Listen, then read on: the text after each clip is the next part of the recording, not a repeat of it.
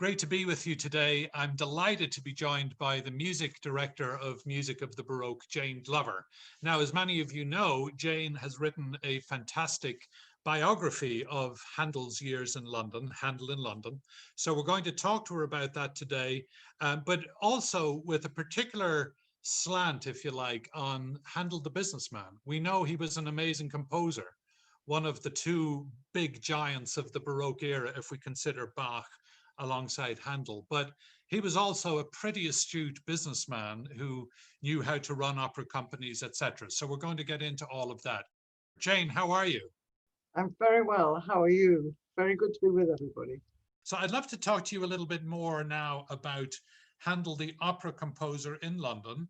Can you tell us how he managed his business, this business of composing on the one hand, but then also being an impresario, raising the money, staging his operas, and how precarious that must have been in the first half of the 18th century? The market was astonishingly fertile for opera. I mean, once he'd established his Royal Academy of Music, it was very popular.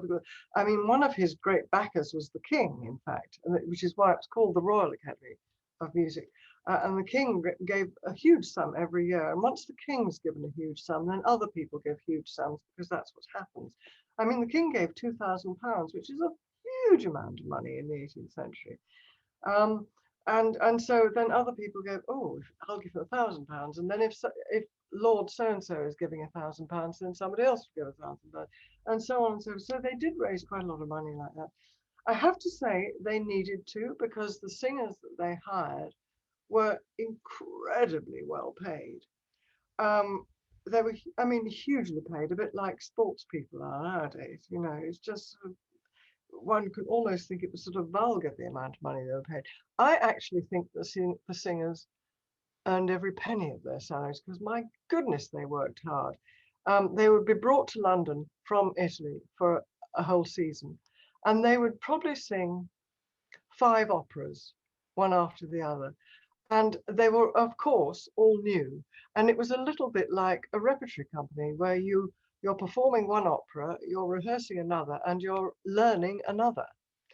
And so, and with 2 more down the pipeline. And I think Handel was a great taskmaster, a wonderful rehearser, I'm sure. And he was a great understander of the voice. We know that he wrote 2 operas every summer. And he would, you know, just in the fallow time, he would put his head down and write 2 operas, for heaven's sake, 2 operas. And he would often write one in 3 weeks. He was very, very fast.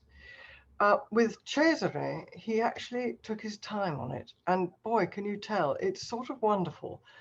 And I'd love to suggest that we hear a bit of Giulio Cesare, actually, because again, the sort of genius and brilliance of the score for an example, the aria da Tempesta, which Cleopatra sings quite early on in the opera. He had a wonderful singer, Francesca Cuzzoni, to sing it. And my goodness, she was clearly brilliant because he wrote brilliant music for her to sing.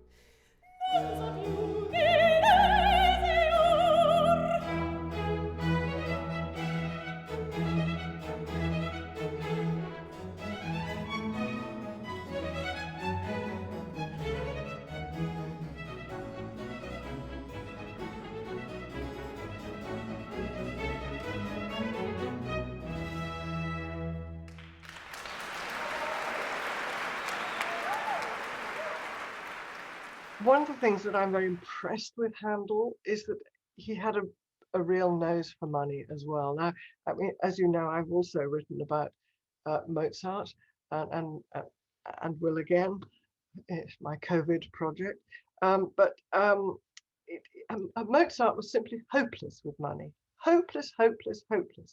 If he had it, he spent it. And if he didn't have it, he spent it anyway. Or he would give it away. And he would never had enough money. And he just couldn't handle it. Handel, my goodness, he was good with money. And he played the stock market all the time. He bought and sold shares all the time. And he had a nose for what was going up and what was going down. And famously, he bought shares in the South Sea Company when it was all rising and made a wonderful profit, and sold his shares before the bubble. He got out in time before the bubble burst. Many of his acquaintances and friends were ruined financially by the South Sea bubble in 1720 something. But Handel had sold his shares and moved on. And I just think that's completely brilliant. And he went on doing that all through his life. He was always trotting down to the city and wheeling and dealing. He had the full 360, obviously the artistic, the creativity, the talent spotting side, but also knowing how to speak to funders for his new opera, knowing how to market it. It was quite a rare skill, I think, right? What he was good at was he leased a brand new house in Brook Street in London. It's now called the Handel House, but it's actually also the Handel Hendrix House because Jimi Hendrix lived in it later too. That's right. But anyway, in that Handel in Brook Street where he lived, it was just a new development, and he was the first leaseholder there. And he had the whole house, and the bottom of the ground floor, what you would call the first floor, was sort of a workshop for his copying team.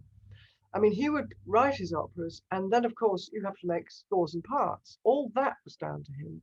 He had a team of copyists working in his house, and later he would actually sell tickets to his concerts also from that house.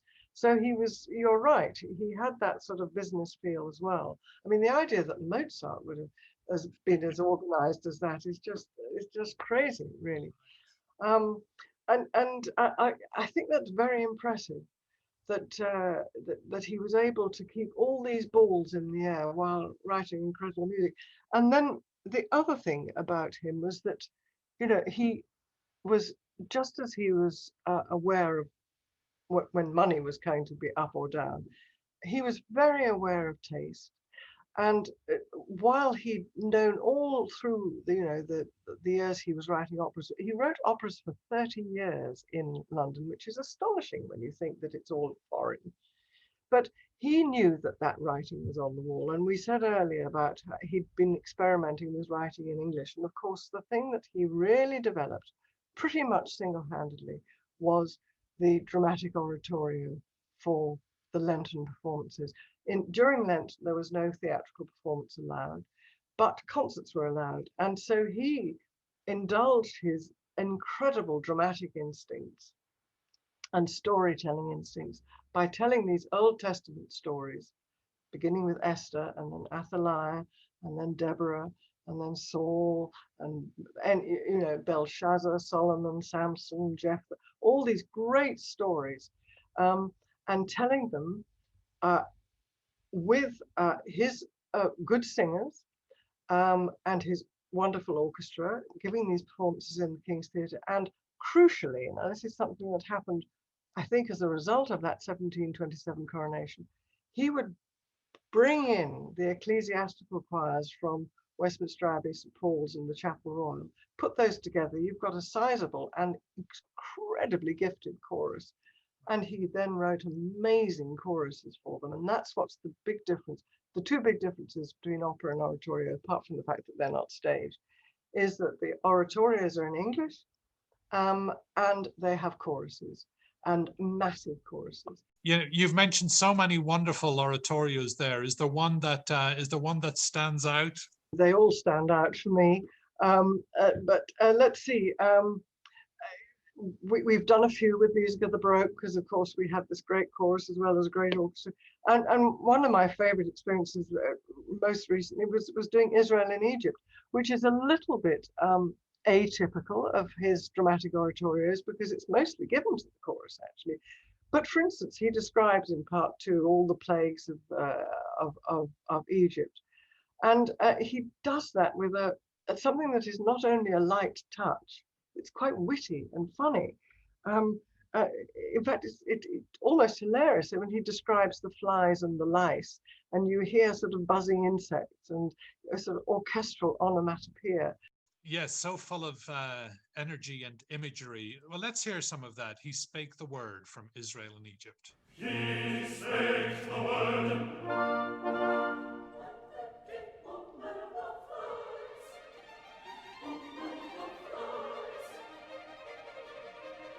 He spake the word.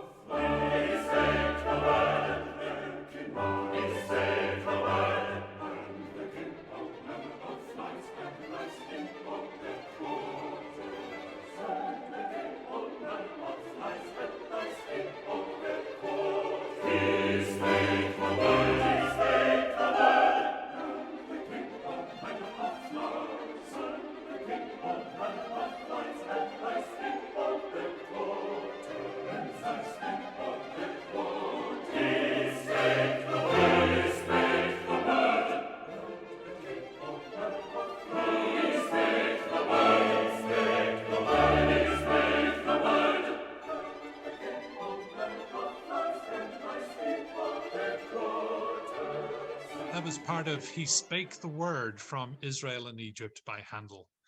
So I think inevitably, Jane, we're going to end up talking about Messiah. We're talking about the great oratorios of Handel. We can't leave a discussion on Handel without talking about Messiah. Interestingly, not premiered in London, but premiered in, I guess, the second city back then, Dublin, 1742, Fishamble Street. What can you tell us about, oh, by the way, I have to, one of the sections I love in your book is when you describe his journey to Dublin. Because when most of us go traveling, we're thinking of what shall we pack, what shall we bring in terms of clothes and essential things that you need. But what stood out in your description is he packed all his luggage with scores of operas that he could perform in Dublin. And I guess in the age of the internet and electronic communications, you know, one forgets how cumbersome it was back then. If you were a traveling composer going to another country, even though it's only across the water, you know, it's not a huge journey from London to Dublin, but back in those days, it was pretty substantial. But he packed up various operas, right, to perform in Dublin? It would have taken probably 4 days just to get from London to, was it Liverpool that he would have crossed over from? Probably Liverpool. Yes, I think it was Liverpool actually. So that would have taken 4 days, and then probably another couple of days to Dublin after that. And yes, luggage. I mean, imagine, quite apart from clothes for many climates, because he didn't know how long he was, you know, not the climates, but seasons. Medicines and writing paper and writing implements, because for sure he was going to go on, and then scores and parts, because he had to bring the music he was going to perform. And he also put in his luggage something he had been working on with his great librettist Charles Jennens, who had written, for instance, the libretto to Saul and would write it for Belshazzar, but had suggested to him an extraordinary compilation of biblical texts to tell the story of Christ in Messiah. And he'd written it with no sort of obvious performance date in mind, but he was a fervent Christian, and he wrote it with great passion and belief. And threw it into his luggage anyway to Dublin, thinking perhaps he would go on working on it while he was there. Work in progress. Anyway, he got to Dublin, performed, put on his 6 concerts. Long before the 6 concerts were over, they were so excited by having him there, and so he loved having him there. So we're going to have 6 more. So he got 6 more concerts together, and the second series was just as successful as the first. And by this time, he was running out of music when they said, "We want more." So he got out Messiah. And Messiah, of course, even in the dress rehearsal in Dublin, as you must know, was also public. And there was so much excitement just at the dress rehearsal. And there are great things in the local press about people, when you come, please, ladies without hoops in their skirts and gentlemen without their swords, so we can get lots of people in, just keep your clothes to the minimum. And it was a huge triumph. And Dublin was a great sort of charge for him, and so was Messiah. And he was looking forward to bringing it back to London, but nervous about how it would go in his oratorio season in a theatre, because he thought that people might object to that. And sure enough, they did when he brought it back to London. Until another thing about Handel, which I absolutely adore, is his great compassion. Actually, he absolutely had quite a short fuse, and he was a real taskmaster and a workaholic and a man full of energy, and as we've said, but there was a real soft side to him too. He was always moved by the plight of people in distress. He was attached to many charities. And one completely irresistible charity was just starting in the 1740s, was the Foundling Hospital. There is nothing more vulnerable than abandoned babies. And he very much put his shoulder to that wheel and suggested that they put on in the chapel of the Foundling Hospital, with indeed an organ which he himself had paid for in there.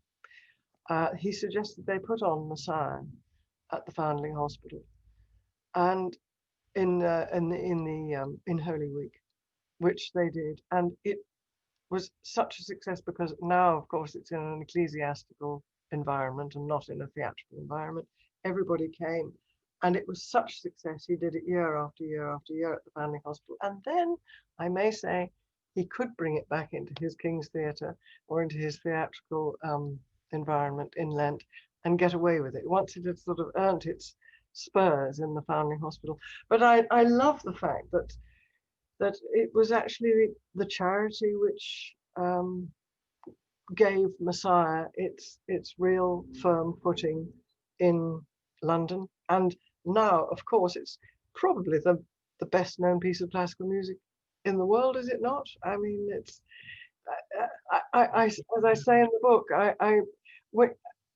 can he possibly have known what was in his suitcase as he trundled off to Dublin, that this piece was actually going to become what it has become? I mean, he was a confident and optimistic and outgoing chap, but I think even he would be astonished to know that here we are all these centuries later, and this piece of his is performed in every land, in many languages, huge performances, small performances. It just comes up again and again and again, and has given such delight to so many generations of people.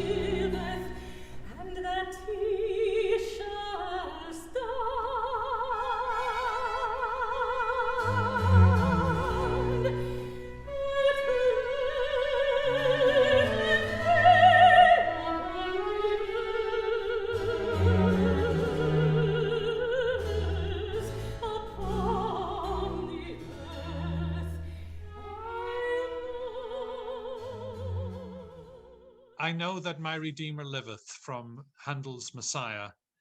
And so, Jane, we're coming to the end of our conversation about the life and times and the business world of Handel. It's interesting.